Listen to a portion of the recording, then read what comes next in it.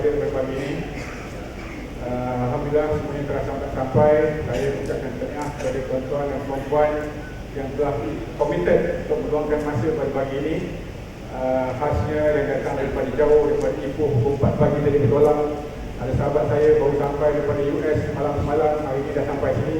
Wallahualam dia sadar ke dia tidur, bila tak tahu lah. Tapi alhamdulillah, dan tahniah kepada tuan-tuan dan puan-puan sekali lagi. Izinkan saya mengambil sedikit masa untuk sedikit kata-kata aluan dan juga untuk memperkenalkan dan seterusnya mengumumkan beberapa pengumuman khasnya tentang program kita pada hari ini. Untuk makluman tuan-tuan dan puan-puan, sebenarnya saya perkenalkan Ustaz Mustafa. Ustaz Dr. Mustafa, kepada mereka yang tidak kenal, ialah seorang pendakwah bebas dan juga Ustaz saya ahli Majlis Ulama Indonesia. Dan beliau sekarang tinggal di Pekanbaru. Dulunya pernah tinggal di Malaysia selama lebih daripada 14 tahun. Dan kini berdakwah di Pekanbaru dan hampir tiap 3 bulan beliau ke sini.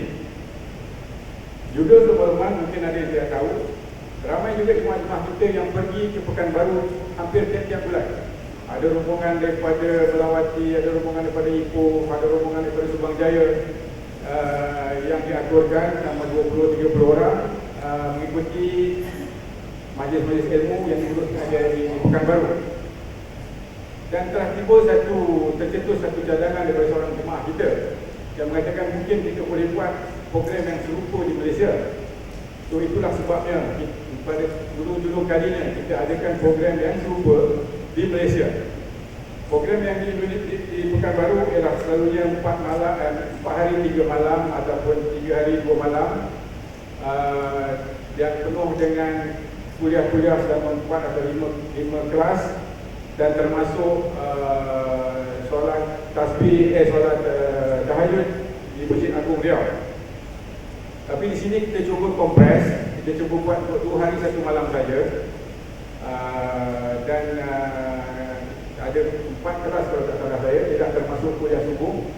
Dan pada malam ni nanti di semayang tahajud kita buat di masjid di bawah sana, Masjid Sultan Abu Bakar Janda Baik.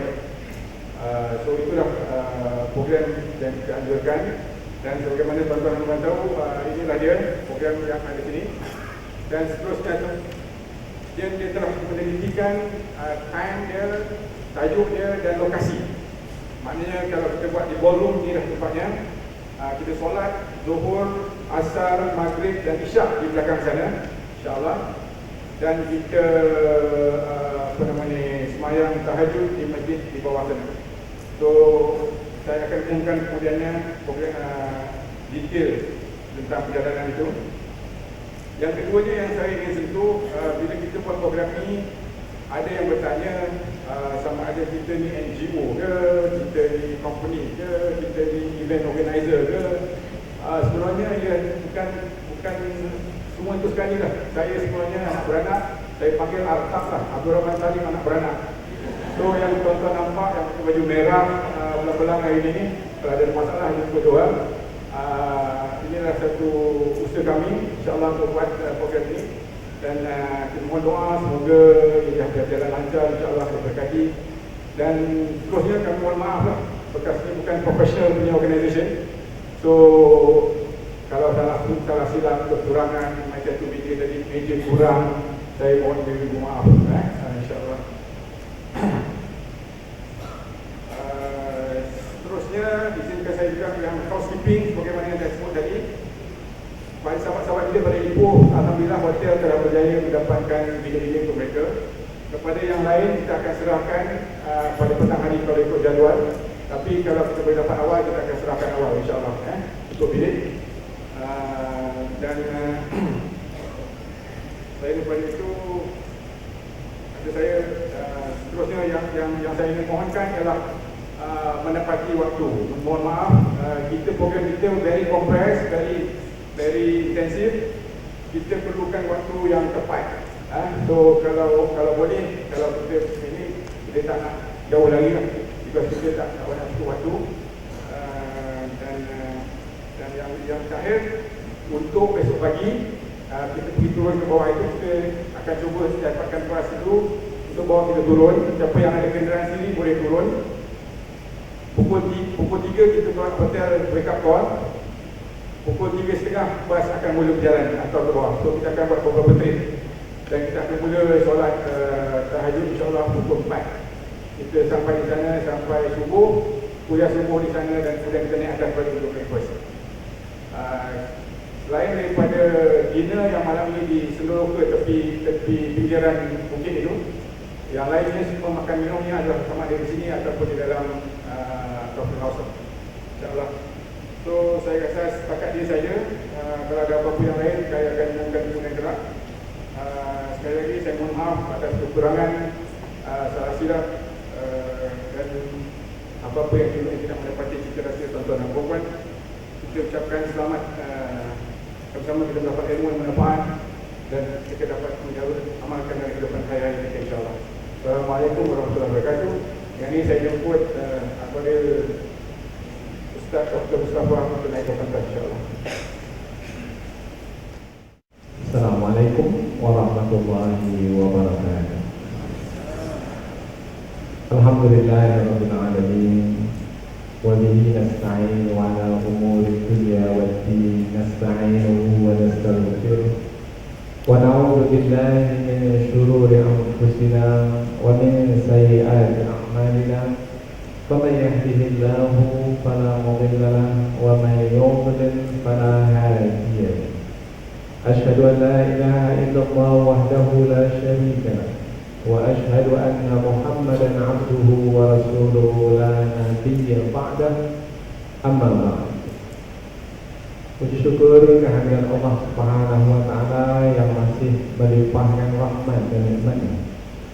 Kita memuji Allah sebagai tanda bersyukur kepada Allah Subhanahu wa taala, yaitu dengan mengucapkan Alhamdulillahirabbil alamin.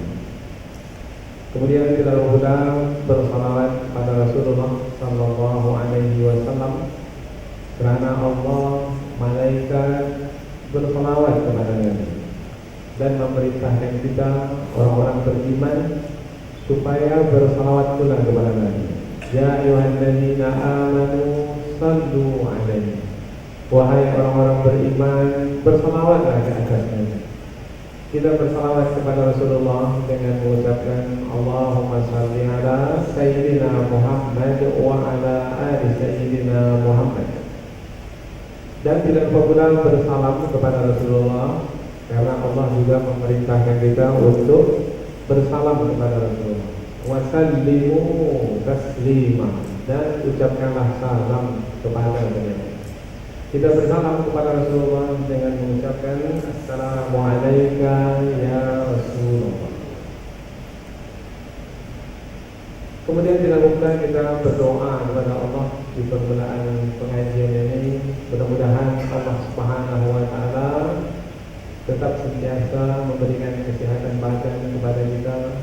Kemudian juga mudah-mudahan kejernihan pikiran kita.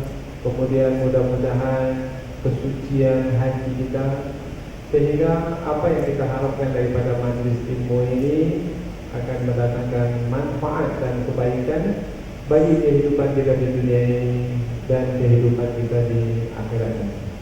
A'udzubillahi minasyaitonir rajim. Bismillahirrahmanirrahim. Alhamdulillahirabbil alamin. Wassalatu wassalamu ala asyrofil anbiya'i wal mursalin wa ala alihi wa sahbihi ajma'in. Allahumma anfa'na bima 'allamtana wa 'allimna ma yanfa'una warzuqna 'uluman tanfa'una. Ya Allah, berikanlah kepada kami ilmu yang bermanfaat dan berikan pula kesempatan untuk dapat mengamalkan.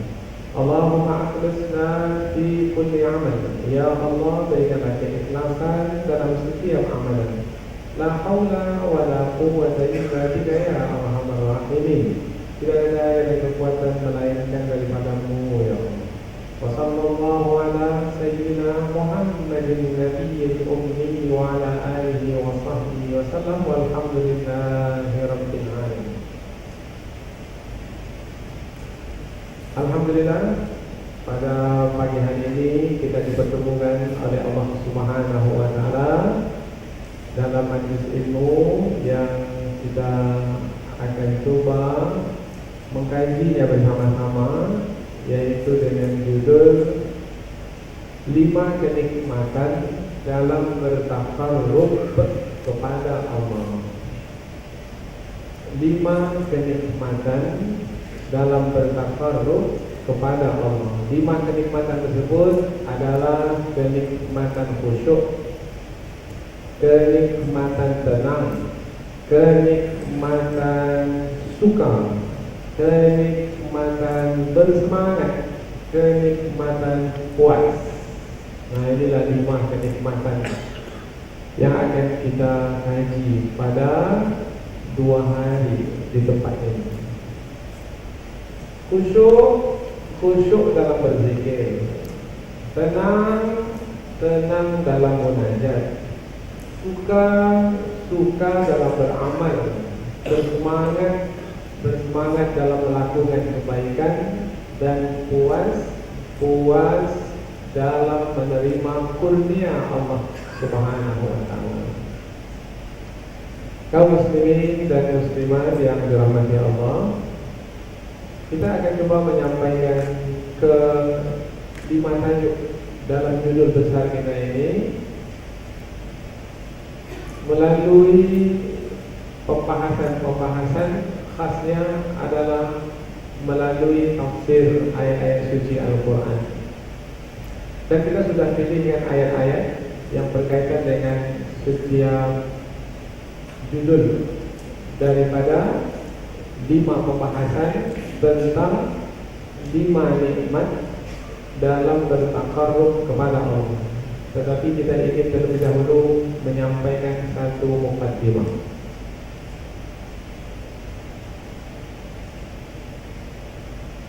Dalam muqaddimah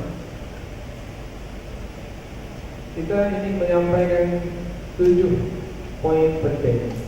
Mudah-mudahan dengan 7 poin ini kita boleh masuk kepada 5 kenikmatan dalam bertakarrub kepada Allah.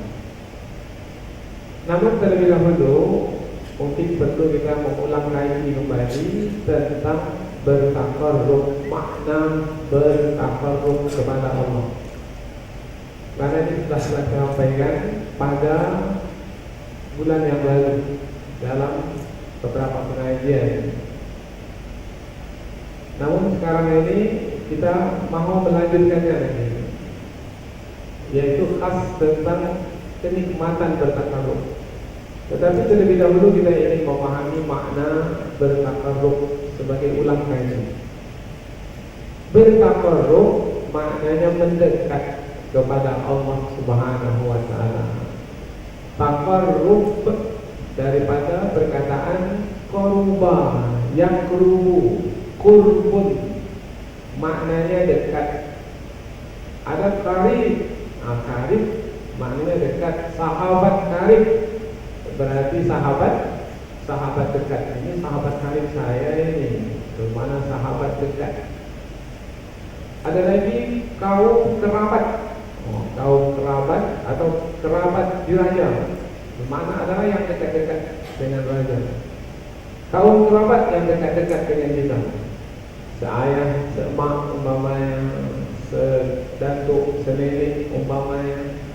Nah, anak-anak kita, cucu-cucu kita, ini adalah kaum kerabat. Kerabat maknanya yang dekat.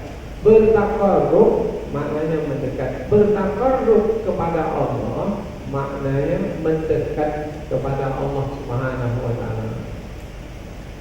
Apabila kita terus berusaha di dalam bertakarrub kepada Allah, maka kita akan bersama dengan Allah Subhanahu wa taala. Jadi bertakarrub mendekat kepada Allah.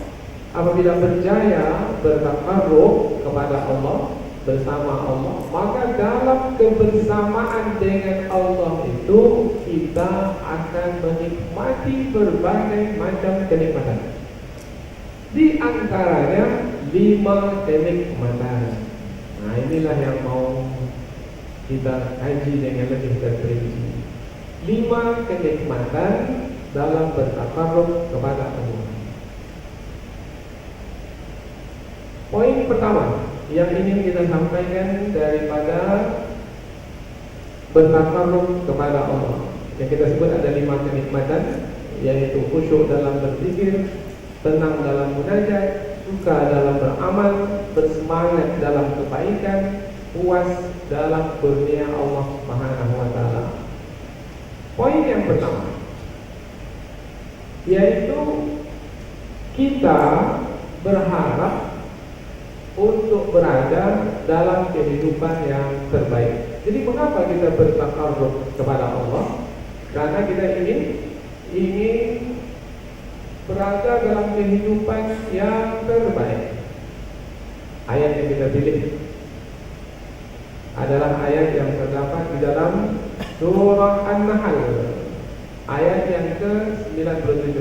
Ayat ini kita jadikan sebagai dalil bahwasanya kita ingin mendapatkan kehidupan yang terbaik.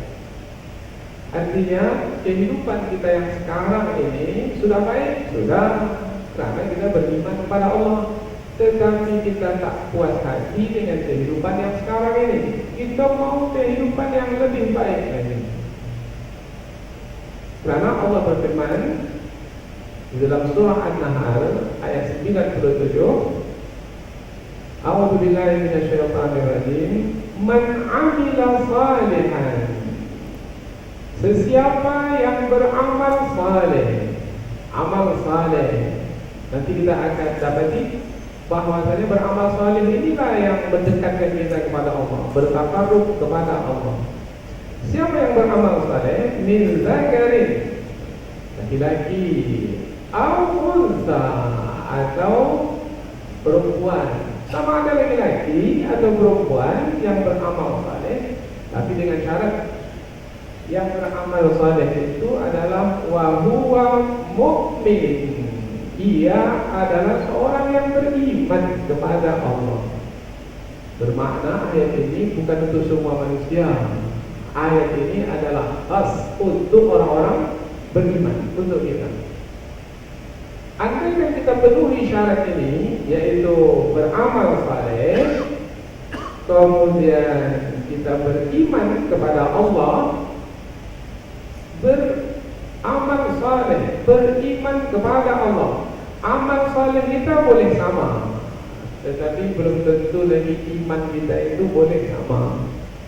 Umpamanya tadi pagi kita salat subuh, semua kita salat subuh, tetapi iman kita masing-masing tak sama ketika kita salat subuh.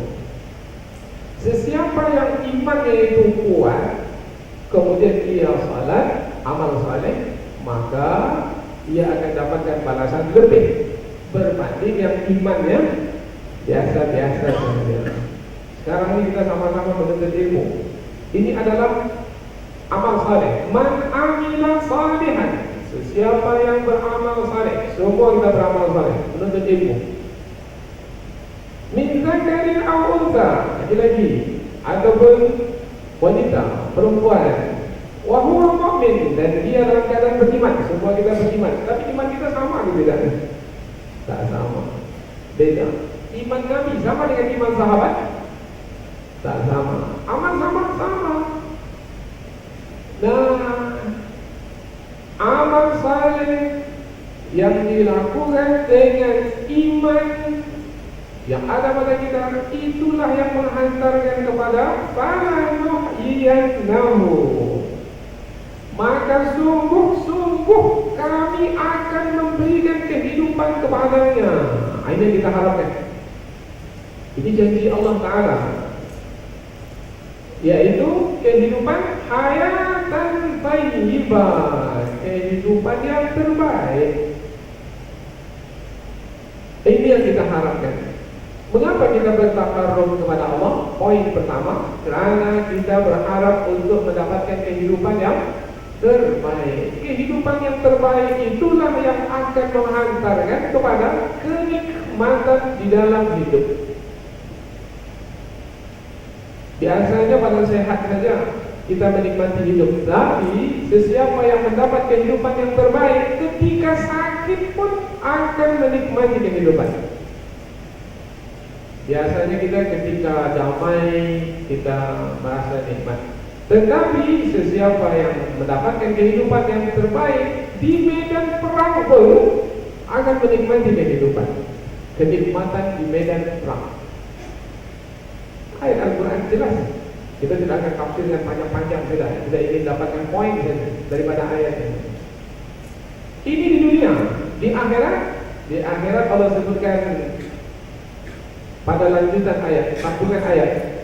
Wala najziyannahum, dan sungguh kami akan berikan balasan kepada mereka ajrahum, sebagai pahala bagi mereka karena telah beramal saleh dengan keimanan, bi ahsani ma kanu ya'malun, dengan yang terbaik daripada apa yang telah mereka kerjakan. Ayat Al-Quran jelas sekali. Tinggal lagi sekarang percaya atau tidak? Terpulang pada kita. Karena kita di hadapan firman Allah Subhanahu wa taala, dan orang yang beriman pasti percaya, pasti yakin janji Allah ini pasti akan ditunaikan. Asalkan kita memenuhi syarat untuk mendapatkan kehidupan yang terbaik ini. Apa syaratnya? Di pangkal ayat, man amila salihan min dzakarin aw untha wa huwa mu'min. Ini poin yang pertama daripada mukadimah, yaitu kita berharap ingin mendapatkan kehidupan yang terbaik. Masing-masing kita berusaha. Mudah-mudahan insyaallah sekejap lagi Ramadan akan tiba. Ini adalah masa yang sesuai untuk beramal saleh dengan keimanan yang lebih tinggi, lebih kuat, dan mudah-mudahan kita akan mendapatkan kehidupan yang terbaik. Seperti apa ya kehidupan yang terbaik? Masing-masing kita nanti akan mendapatkan pengalaman kehidupan yang terbaik. Boleh jadi di 10 malam yang terakhir Allah berikan kepada kita Lailatul Qadar, dan pada malam itu dosa kita diampuni. Boleh jadi kita dapat keistimewaan. Boleh jadi bermimpi bertemu dengan Rasulullah SAW. Oh, situ ada kenikmatan. Tapi itu belum kita gaji lagi. Itu baru kita buka saja. Oh, itu dia kehidupan yang terbaik. Ketika itu akan menangis. Menangis apa? Menangis sedih? Oh, bukan. Menangis bahagia. Puas dengan kurnia Allah Subhanahu wa taala. Itu tajuk yang kelima. Ini poin yang pertama daripada mukadimah. Poin yang kedua yaitu kehidupan yang terbaik adalah kebersamaan dengan Allah. Bersama dengan Allah kehidupan terbaik. Tidak bersama dengan Allah tak ada kebaikan dalam kehidupan. Nabi Nuh bersama dengan Allah kehidupan yang terbaik, selamat daripada banjir besar. Nabi Ibrahim kebersamaan dengan Allah, kehidupan yang terbaik, masuk ke dalam kancah api tak terbakar, api menjadi sejuk.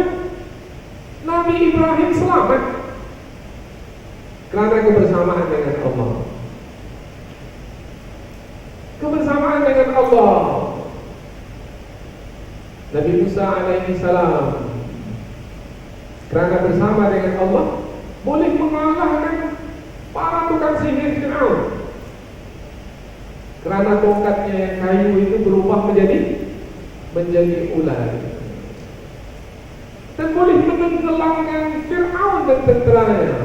Kerana tongkat kayunya itu ketika dipukulkan ke laut pun terbelah. Kalau kita mengalami seperti itu, bagaimana kehidupan ketika ini?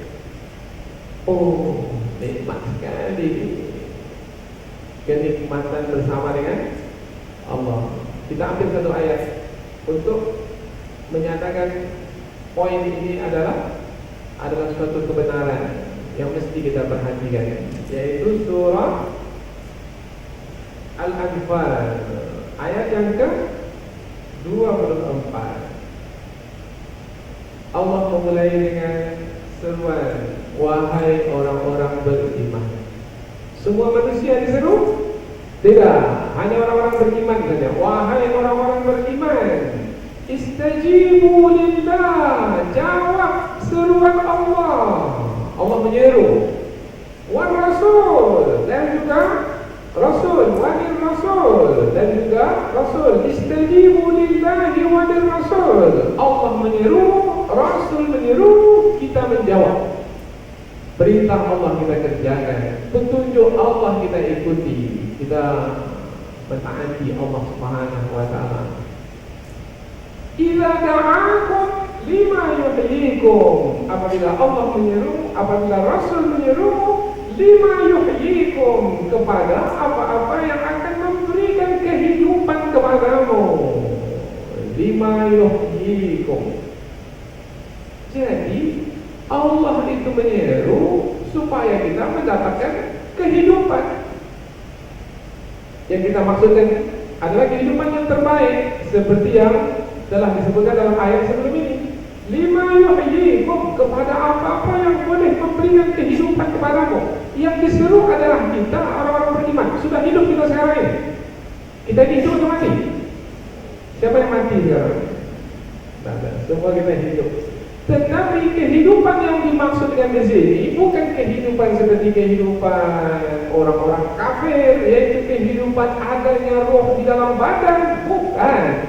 Yang dimaksudkan dengan kehidupan di sini adalah kehidupan adanya iman di dalam hati, adanya keyakinan di dalam hati, adanya kecintaan kepada Allah di dalam hati, adanya kerinduan kepada Allah di dalam hati. Ada itu semua, nanti ada buah-buahnya, ada kesukaan, ada kepuasan. Nah, kita ingin mendapatkan nilai hidup yang seperti itu. Kita tak mau menjalani hidup yang hambar begitu saja seperti orang-orang kafir. Makan, minum, cari pasangan minum, beranak pinak. Setelah itu tua. Setelah tua, apa lagi setelah tua? Mati. Sudah tak mau kehidupan yang seperti itu. Kita ingin kehidupan yang menghantarkan kepada kenikmatan yang sejati. Kemudian lanjutan ayat yang menerangkan kebersamaan dengan Allah, yaitu wa'lamu, ketahuilah, jangan sampai kamu tak tahu, anallah, sesungguhnya Allah Yaqul itu berada bainal mar'i wa qalbi, antara seseorang itu dengan hatinya. Jadi Allah itu berada di antara diri kita dan hati kita. Jangan dipahami berada di sini kaitannya dengan tempat, tidak. Artinya Allah itu bersama kita. Kita tinggalkan rumah kita. Di mana kita berdiam? Di kota Damansara. Kita tinggalkan rumah di kota Damansara. Di mana sekarang nih? Di mana sekarang nih? Sekarang di mana ini? Di janda yang baik. Kita tinggalkan rumah, kita berada di sini. Untuk apa? Oh, saya untuk mendekatkan diri kepada Allah melalui majelis ilmu dan program-program ibadah, yaitu dalam rangka bertakarruf, melakukan ketaatan kepada Allah Subhanahu wa taala. Oh, apabila begitu niat kita, azam kita, usaha kita, maka Allah disebut dalam ayat ini berada di antara diri seseorang dengan hatinya. Maka Allah bersama kita. Ketika Allah bersama kita, semangat pun datang, kuasa pun tiba, suka mendapat. Padahal pukul 2 daripada Ipo, pukul 2, saya tanya dari Tuan Haji Hamdan, pukul berapa sekarang? Oh, pukul 2 Ustaz. Pukul 2, Allahu Akbar. Sekarang duduk pula di majlis ilmu ini. Dan tak ada yang tidur saja, tak ada yang tidur. Ini bermakna Allah bersama mereka. Allahu yahulu bainal mar'i wa qalbih. Di dalam ayat ini. Iya ya. Semangat saya. Sedikit pun saya tidak merasa letih, lemah. Terasa kebersamaan Allah. Di situ ada kenikmatan, di situ ada kekuatan. Biasanya kita dapat pengalaman seperti ini di tanah suci. 40 hari pergi haji, tak ada terasa penat. Asrama jauh daripada Masjidil Haram, berjalan kaki pulang pergi, panas, sesak, padat. Kemudian tak tahu siang, tak tahu malam, beribadah. Ada kita merasa bosan? Tidak ada. Karena kebersamaan Allah dengan kita.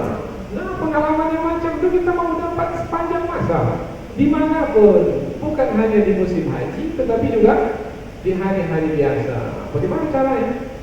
Bertakarrub kepada Allah. Mengapa kita dapat di tanah suci sana? Karena kita bertakarrub di sana. Mengapa kita kurang dapat di sini? Karena kita tidak sungguh-sungguh bertakarrub, mendekatkan diri di sini. Nanti di bulan Ramadan, mungkin kita hanya tidur 1 jam, 2 jam saja. Belum lagi subuh sudah bangun, salat qiyamul lail, kemudian kita sahur, selepas kita darus menjelang subuh, kemudian salat subuh, ada kuliah subuh lagi, ada kuliah duha lagi, ada tarawih lagi sampai zuhur. Kemudian tidurlah sekejap saja, bangun lagi, baca Quran lagi, kemudian salat lagi, beribadah lagi. Di waktu malam dengan tarawih, ada yang pilih masjid yang 1 malam 1 juz, sampai tengah malam balik ke rumah, tidur sekejap, belum lagi subuh, dah bangun kembali. 30 hari atau 29 hari, sebulan penuh, tidak sedikit pun merasa bosan, senang, suka. Apa sebab? Kebersamaan dengan Allah. Ada dapat seperti itu? Ramadan yang lepas ada? Alhamdulillah. Tak ada? Kalau tak ada Ramadan ini lah, inilah kenikmatan.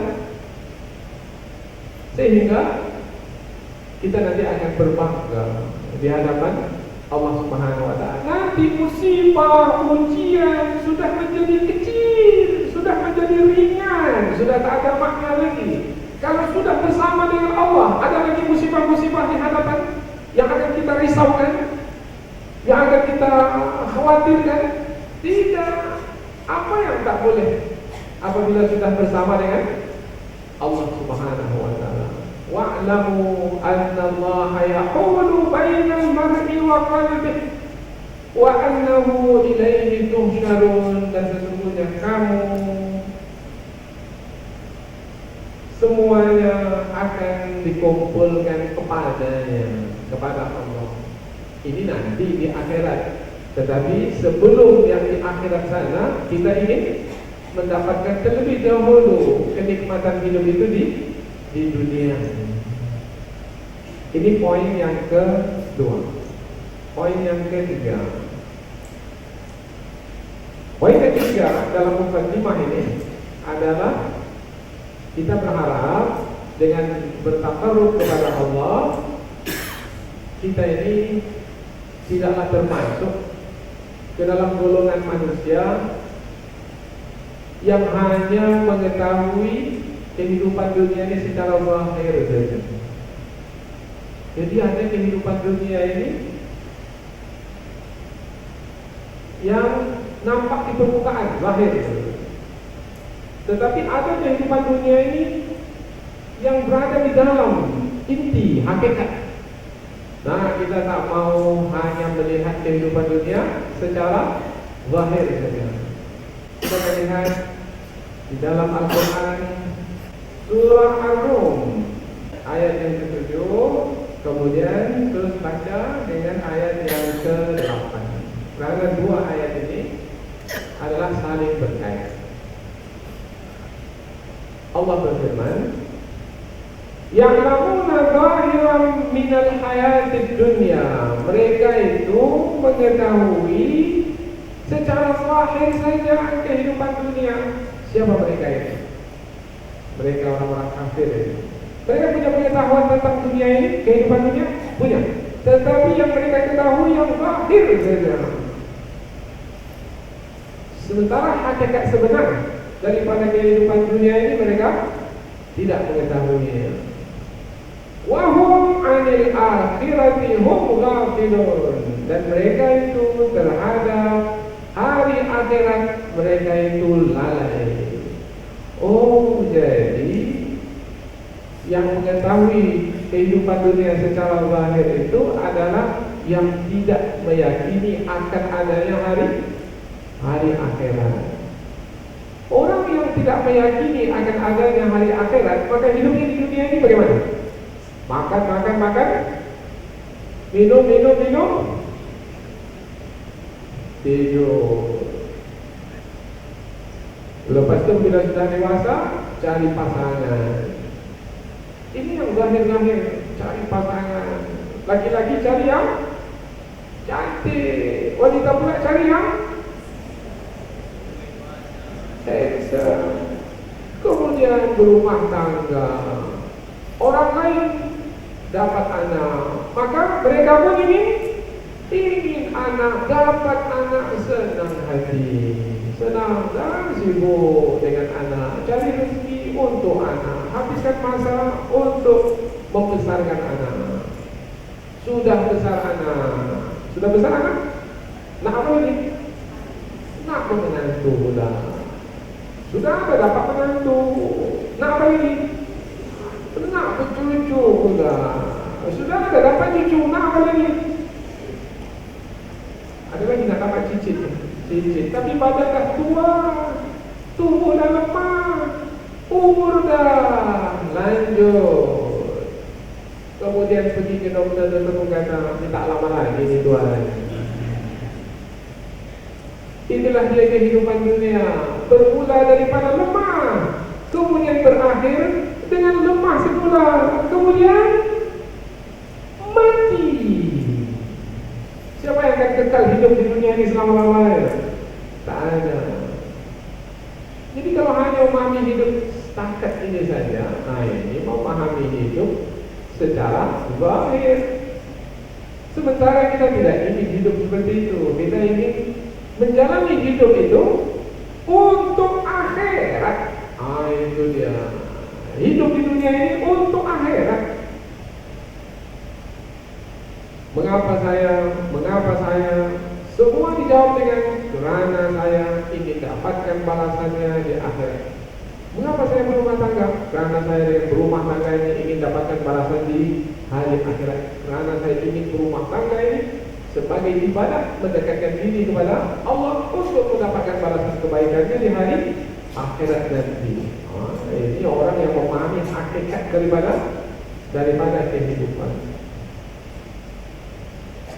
Maka meskipun awal-awal bersama dengan istrinya itu cantik jelita, sekarang sudah 30-40 tahun masih cantik jelita?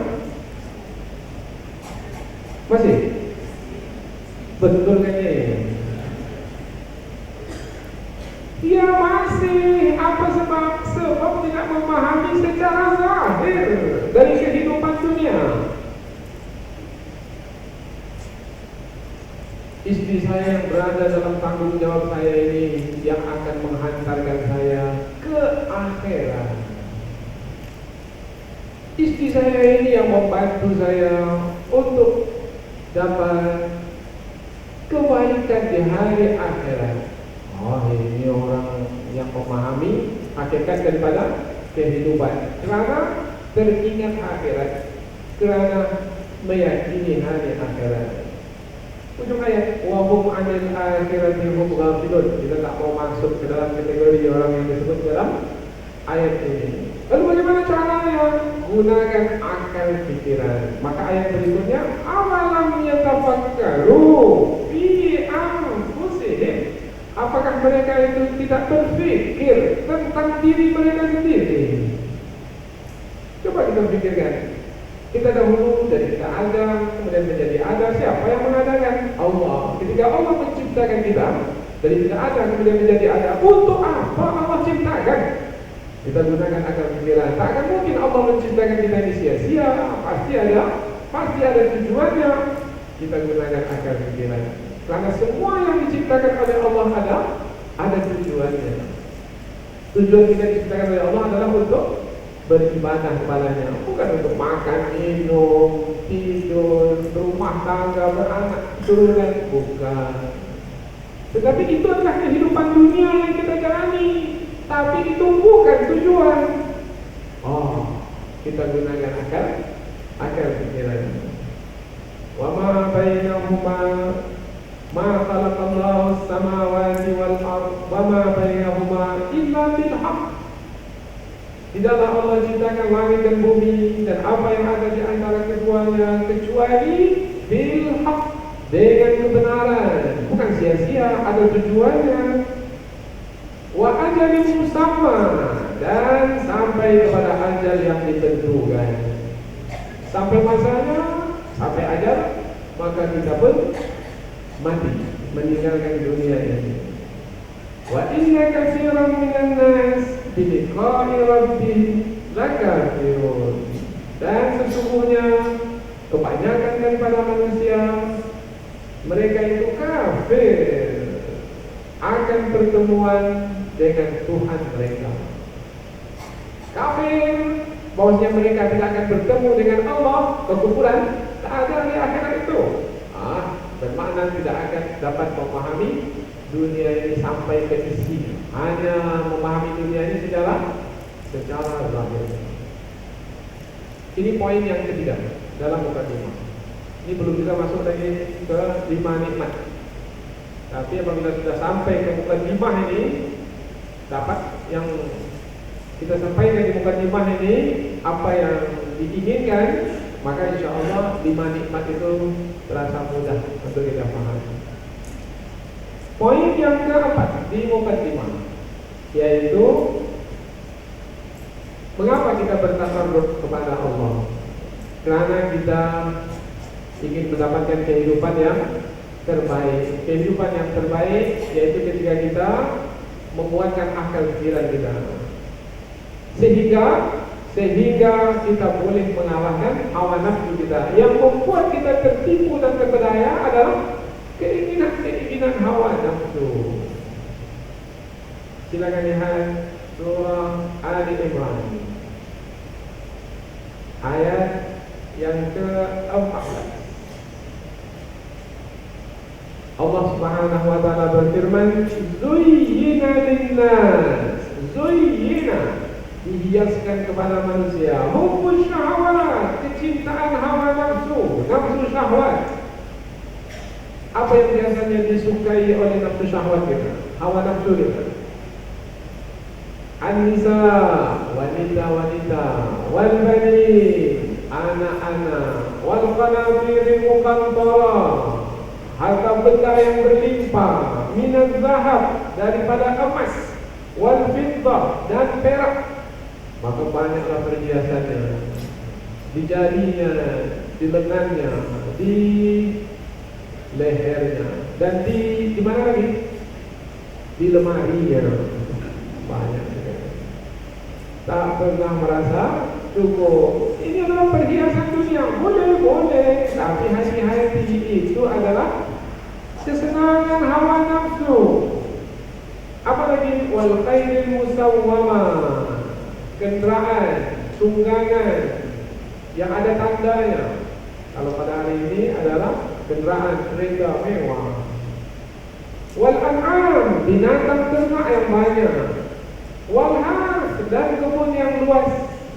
Dzalika mata'ul hayatid dunya, itu adalah kesenangan hidup dunia. Awas, hati-hati, berwaspada. Jangan sampai setakat itu saja dibaca ayat ini. Boleh tertipu, boleh terpedaya. Ujung ayat yang paling penting, yaitu wallah, dan Allah indahu, di sisinya, husnul ma'ab, tempat kembali yang baik. Yang dimaksudkan apa? Kenikmatan di akhirat. Semua kita akan mati. Dan yang kita dapatkan di dunia akan kita tinggalkan. Suami yang meninggal dunia, istrinya masih hidup. Apakah istrinya yang hidup akan ikut serta bersama dia ke dalam kubur? Tidak.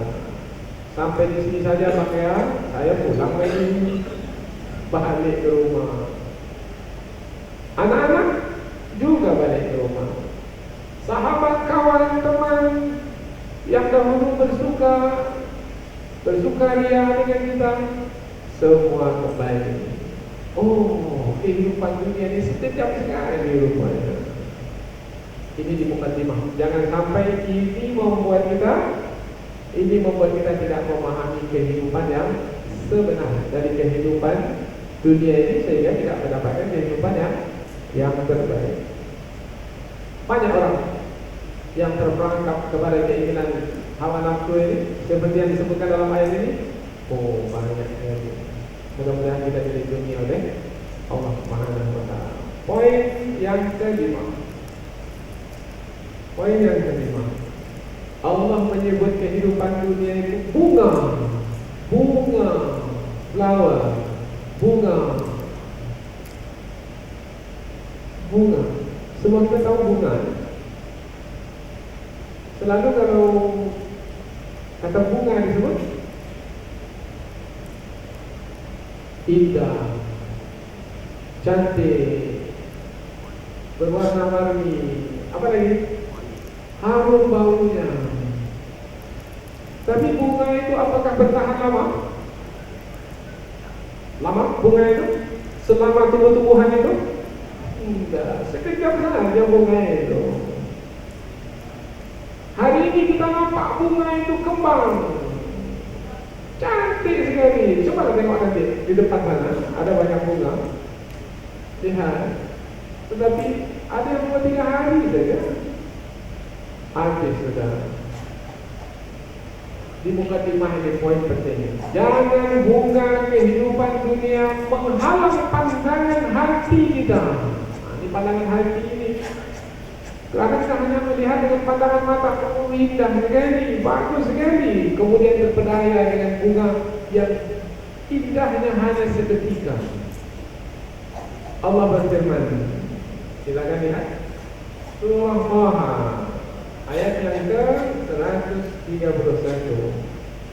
Wala tamuddanna 'ainaika, jangan kamu tujukan kedua matamu. Sebenarnya tamuddanna ini memanjangkan. Jangan kamu panjangkan pandangan matamu ila ma matta'na bihi, apa-apa yang kami telah berikan kepadamu yang menyenangkanmu, azwajan berupa pasangan hidup, suami istri suami.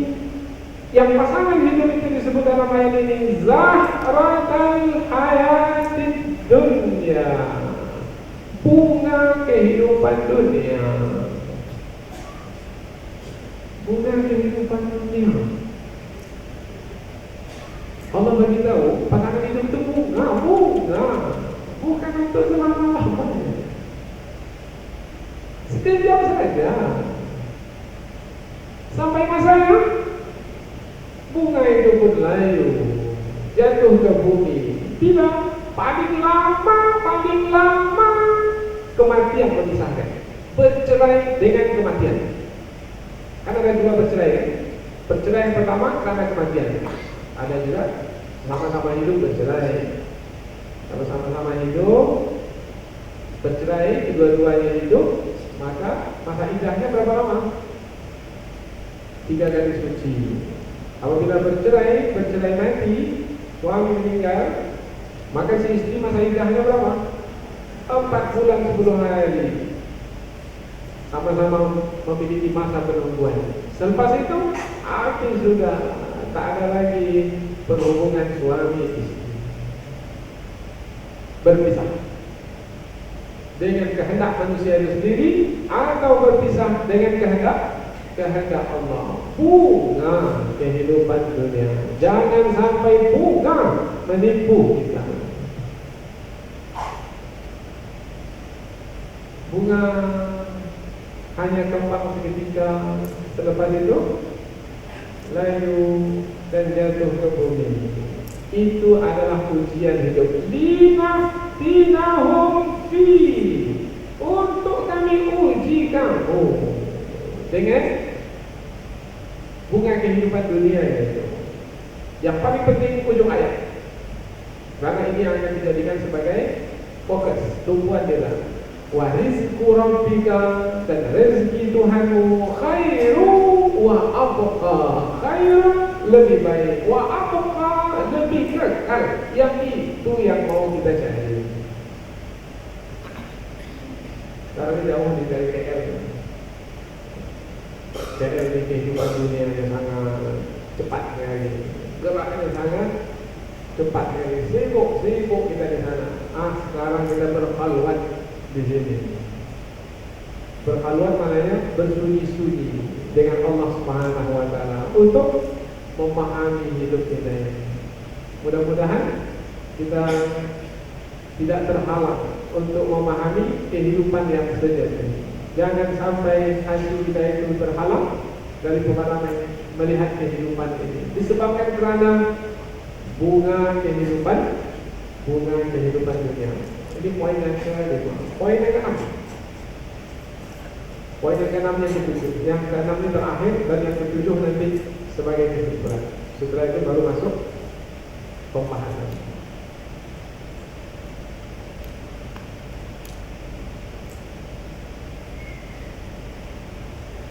Poin yang ke-6 daripada muqaddimah ini, supaya kita boleh bertakarruf kepada Allah dengan mudah, dengan tenang, karena kita dapat melihat sesuatu dengan tepat, dengan benar, dengan jelas, maka kita mengetahui yang asli, yang sejati, yang sebenarnya kehidupan dunia ini yang mana. Kerana kehidupan dunia ini ditutupi dengan perhiasan. Andai yang kita mengetahui tentang mana yang sejati, oh ini perhiasan ini, yang sejati adalah yang ini, insya Allah kita akan dapat melepaskan diri daripada pengaruh dan gangguan dunia ini, untuk seterusnya bertakarruf dan bersama dengan Allah, mendekat dan bersama dengan Allah. Silakan lihat surah Al-Kahfi ayat yang ke-46. Allah Subhanahu wa taala menyebutkan tentang kehidupan dunia ini adalah sebagai perhiasan. Di antaranya dunia sebagai perhiasan adalah harta benda, perhiasan, anak-anak, perhiasan, al-malu wal banun, harta benda dan anak-anak. Apa perkataan berikutnya? Zina ini maknanya perhiasan. Zinatul hayatid dunya, perhiasan hidup dunia. Perhiasan.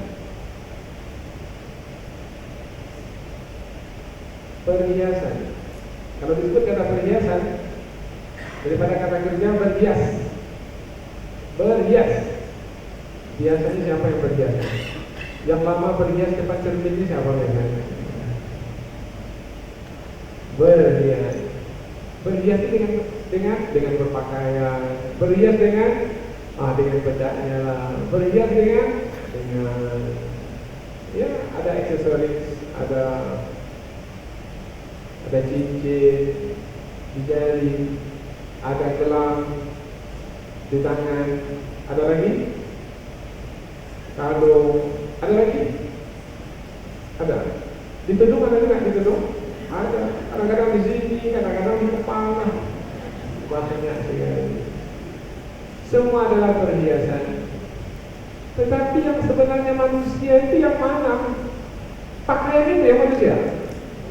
Jangan terpedaya dengan perhiasan seseorang. Kenal pasti siapa orang itu sebenarnya, manusianya. Maka Muhammad Al-Mutawalli Sya'rawi menyebutkan dengan ungkapan yang mudah begini. Biasanya yang berhias itu wanita. Wanita itu sama tidak? Sebelum berhias dengan sesudah berhias. Sama? Mana yang kelihatan lebih cantik? Setelah berhias atau sebelum berhias? Ini perkataan Syekh Muhammad Al-Mutawalli Sya'rawi, seorang ahli tafsir di Mesir, menyampaikan dengan mudah. Wanita itu akan nampak lebih cantik, lebih menarik selepas terhias, selepas bangun tidur agak. Macam mana? Nampak menarik?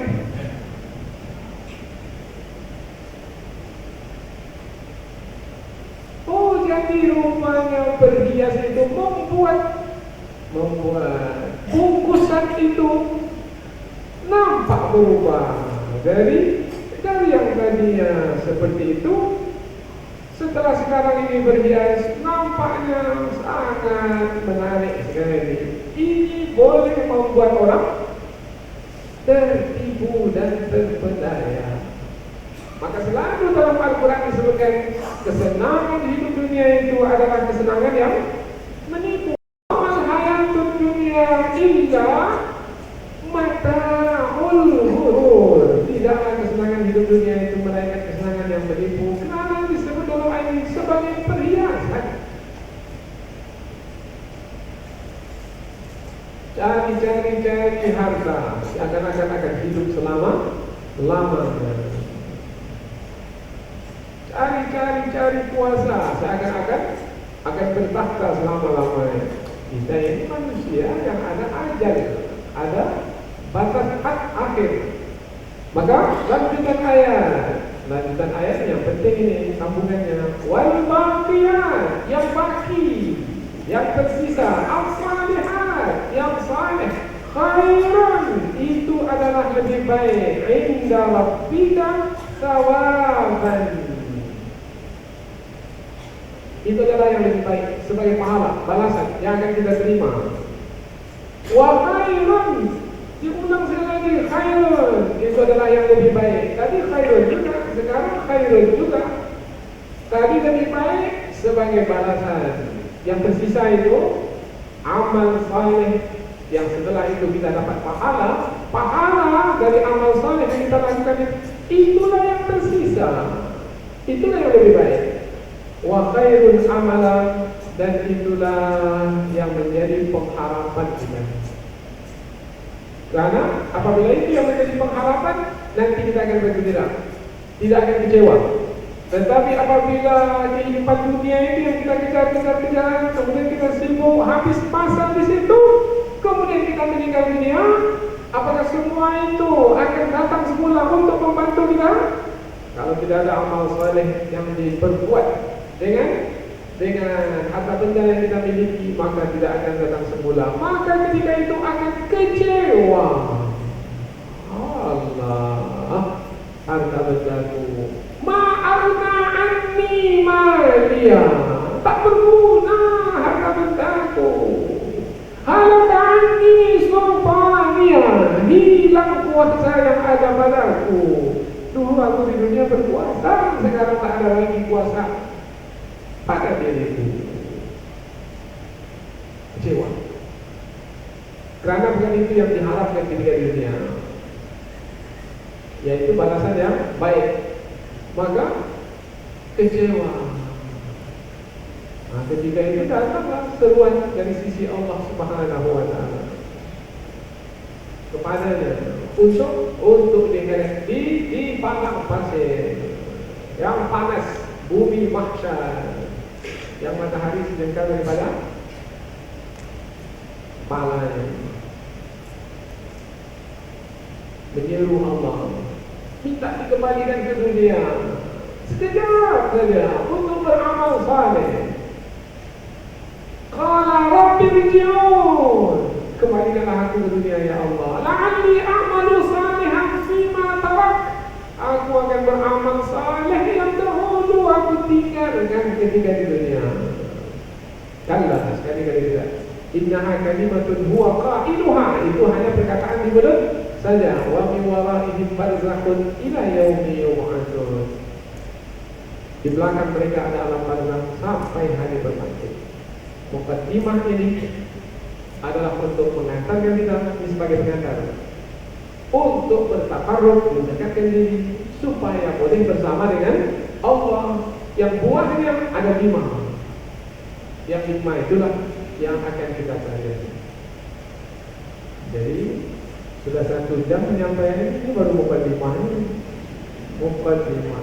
Apa sebab? Sebab saya dipahamkan bahwasanya ada sebahagian daripada kita ini ada yang tidak ikut pengajian pada bulan yang lepas. Karena bulan lepas kita ada 5 pengajian tentang bagaimana bertakarrub kepada Allah. Nah, pengantar ini kita sampaikan dalam bentuk penyampaian yang berbeza dengan yang telah kita sampaikan pada masa dahulu pada bulan lepas. Maka sekarang ini kita berikan satu kesimpulan. Kesimpulannya hadis riwayat Imam Al-Bukhari. Mungkin tulisan hadis ini kecil sangat karena hadis ini panjang. Hadis ini hadis qudsi.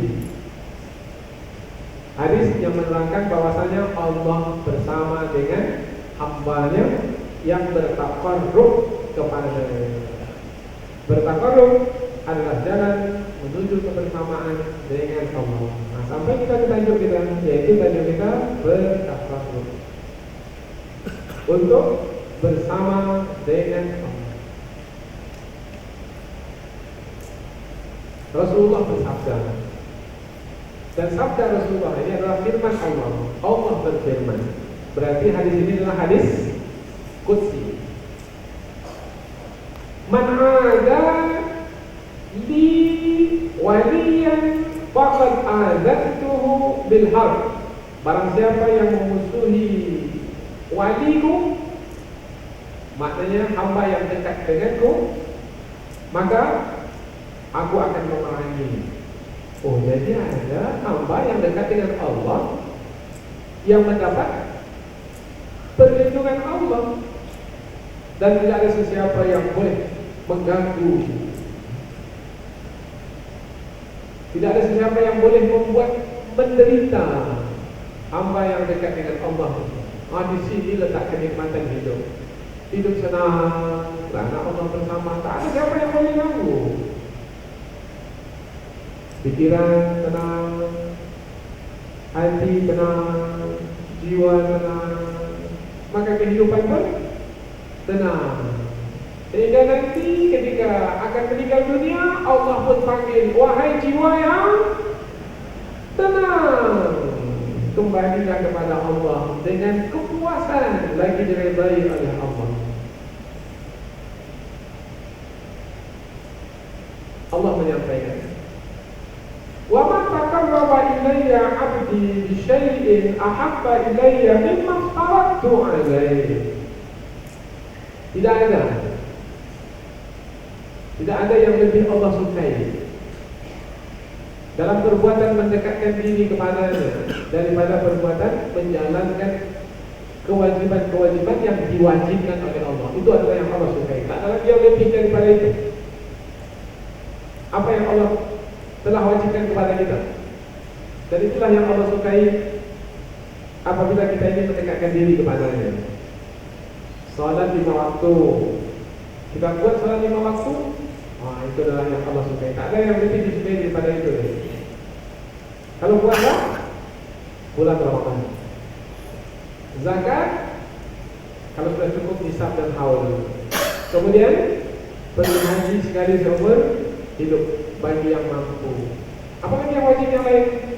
Berbakti kepada kedua orang tua. Apalagi menghormati suami. Apalagi menyayangi istri, mengasihi istri. Apalagi membimbing, mendidik anak-anak. Apalagi hormat kepada guru. Apalagi menuntun, membawa murid-murid. Apalagi tidak mengganggu, tidak mendatangkan kesusahan kepada jiran tetangga. Apalagi tidak menipu orang yang membeli kalau kita sebagai penjual. Oh, ini banyak sekali. Banyak sekali. Apabila kewajiban-kewajiban ini semua dijalankan, dilaksanakan, inilah yang paling Allah sukai. Ini akan menghantarkan untuk menjadi hamba yang dekat dengan Allah. Karena di pangkal tadi Allah menyebut, sesiapa yang memusuhi waliku, yang dekat denganku, hambaku yang dekat denganku, siapa yang memusuhinya, aku akan memeranginya. Kerana aku melindungi, menjaga, memelihara hambaku ini. Tapi bukan hanya itu, bukan hanya yang wajib-wajib, tetapi juga ini dia yang sunat inilah yang menjadi perhatian ini. Wa ma yazalu 'abdi yataqarrabu ilayya bin nawafil. Dan apabila hambaku itu masih saja mendekatkan dirinya kepadaku, yataqarrabu, ini dia bertakarrub, mendekatkan diri kepadaku bin nawafil, dengan yang sunat-sunat, bukan salat 5 waktu saja. Salat qiyamul lail, salat isyraq, salat duha, salat tasbih. Apabila sampai Ramadan, salat tarawih, salat witir. Banyak sekali. Ini baru salat. Belum lagi puasa. Bukan hanya puasa Ramadan, tetapi juga puasa Isnin Khamis, Ayyamul Bid, yaitu pertengahan bulan. Bahkan ada yang lebih lengkap itu, puasa Nabi Daud, sehari puasa, sehari berbuka. Oh, ini hamba ini mendekatkan diri kepada Allah dengan bin nawafil, dengan yang sunat-sunat. Hatta uhibbah, sehinggalah aku mencintainya. Kalau hamba itu masih saja mendekatkan diri kepada Allah dengan yang sunat-sunat, maka Allah akan mencintai hamba itu. Kalau Allah sudah mencintai hamba, ini dia lanjutan ayat firman Allah. Ia adalah hadis Nabi. Fa idza ahbabtuhu, kalau aku sudah mencintai hamba-Ku itu, kuntu sam'ahu alladhi yasma'u bihi, aku akan menjadi pendengaran yang ia gunakan untuk mendengar. Allahu Akbar. Kalau Allah menjadi pendengaran yang kita gunakan untuk mendengar, bermakna telinga yang kita dengar ini bukanlah kita yang mendengar dengan diri kita sendiri, dengan telinga kita ini. Allah yang mendengar untuk kita. Maknanya kuasa yang ada di telinga ini untuk mendengar adalah kuasa daripada Allah. Kalau kuasa daripada Allah, pendengaran ini akan tajam. Apa yang didengar ditangkap. 10 didengar, 10 ditangkap. Karena kuasa daripada Allah. Kalau kuasa daripada kita, kuasa kita lemah. 10 disampaikan, yang didengar berapa? Istilah yang ketujuh ini. Boleh ulang semula dari yang pertama. Mukadimahnya saja dah betul. Allah, tak boleh. Mengapa? Oh, sebab pendengaran kita yang berhak kuasanya.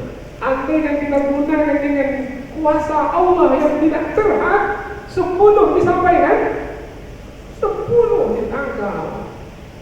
Bahkan 10 yang disampaikan dapat 15. Yang 5 lagi daripada mana? Daripada dirinya sendiri. Akhirnya si murid lebih pandai daripada sang guru. Kerana telinganya tajam dalam mendengar. Apa sebab? Sebab Allah menjadi telinga yang dia gunakan untuk mendengar. Allahu Akbar. Telinga siapa yang macam ni sekarang? Lepas ni nanti, boleh tak buat pengajian macam ni juga? Buka kelas di Subang Jaya mana?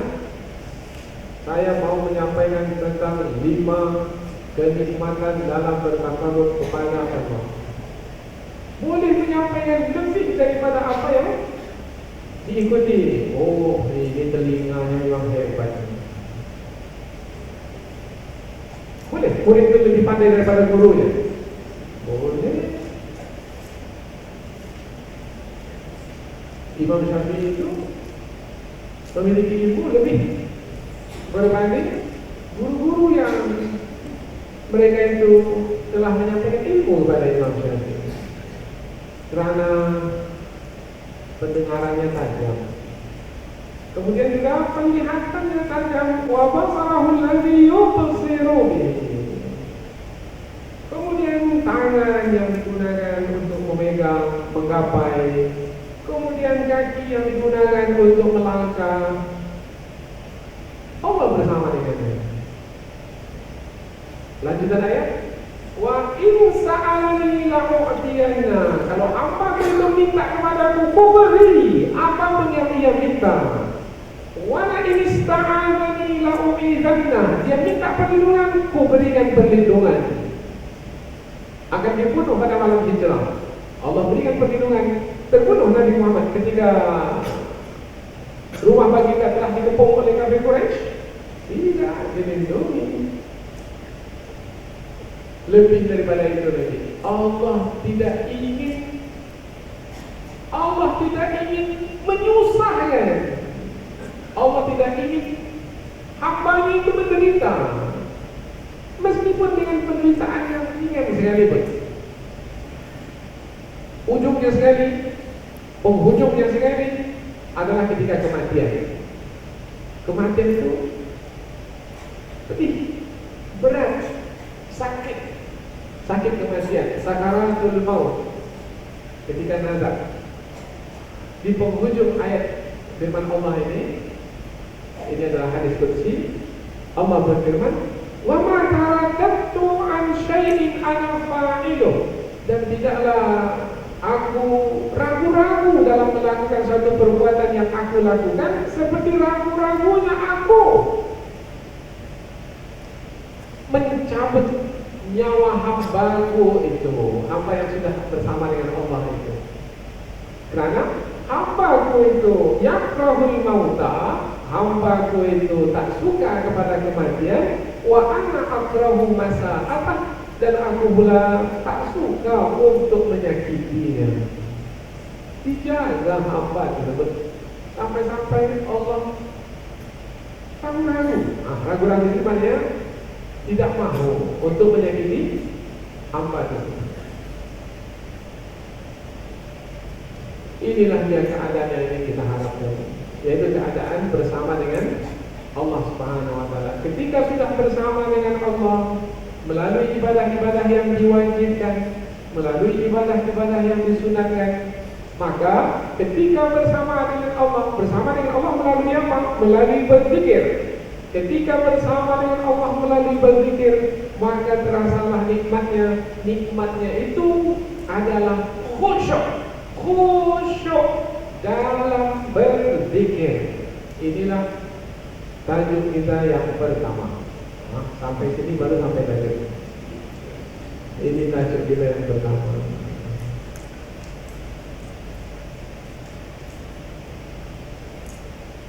Ini terjemahannya. Selesai sudah pembahasan dan kita pindah ke tajuk yang pertama.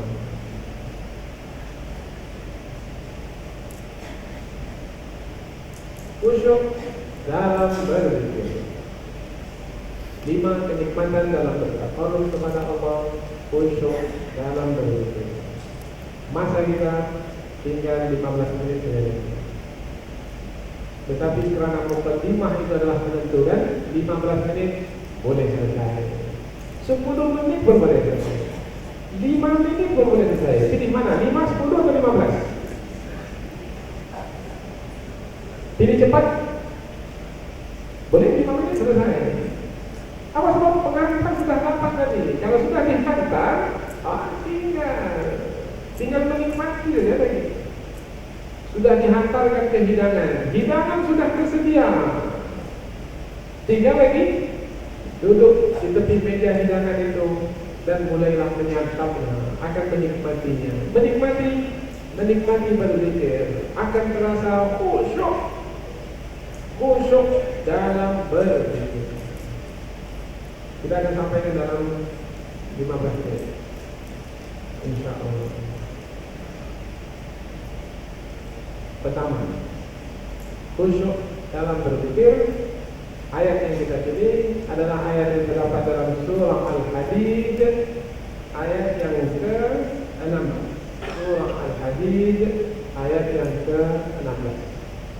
Wabillahi hidayah wa taufiq. Subhanakallahumma wa bihamdika asyhadu an la ilaha illa anta wa astaghfiruka wa atubu ilaik. Wassalamualaikum warahmatullahi wabarakatuh.